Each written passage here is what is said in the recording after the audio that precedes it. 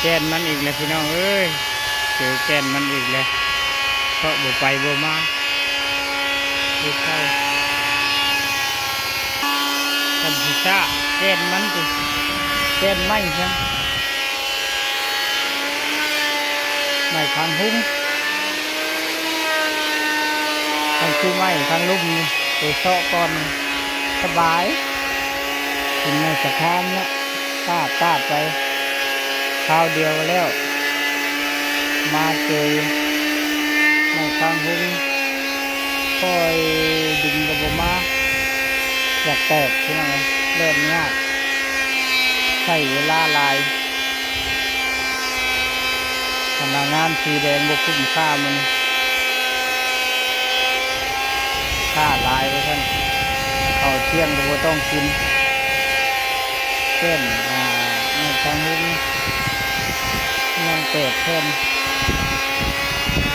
บ่แล้วบ่ยาบ่ต้องบ่แล้วบ่ยากระหึ่มขนาดเด้อบ่คือกับไม้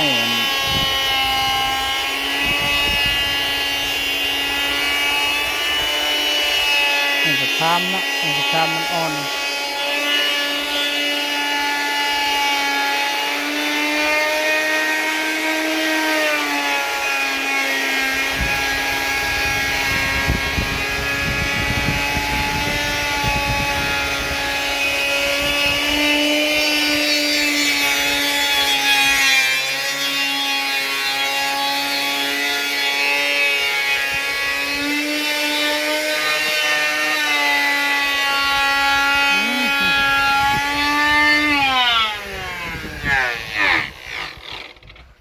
อีกรอบหนึ่งเนาะ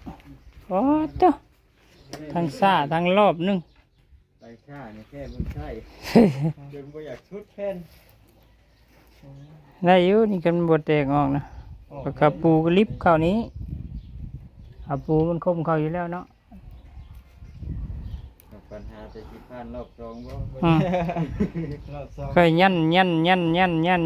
มาเอานี่ก้อนก็ได้ตอนบุทันเมื่อยนะมาบีบแป๊ด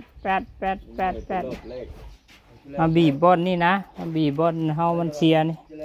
ยันบีบเข้าสิเอาบีบเข้าแล้วก็ได้พานแล้วก็เฮาจังปัดเฮาเมื่อยเฮาไปตั้งใส่บอนมันดีแน่มันยากเอาตอนตั้งทบิดที่กระรังเป็นวัดหมดแล้วไม่ขังหุ้งนี่ขนาดกบก็ยังพอจ้ะคอยกบเพื่อสิแล้วเฮือนนี่แล้วเฮือนคอยลังนี่คอยใส่พอจ้ะ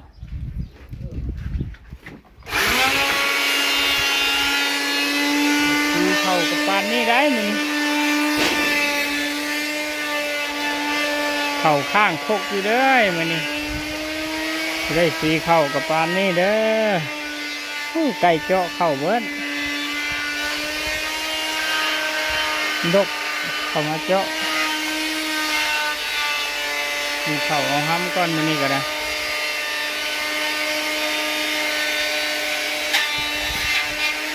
เก็บอันเล็กอันละน้อยพี่น้องเอ้ยก็ได้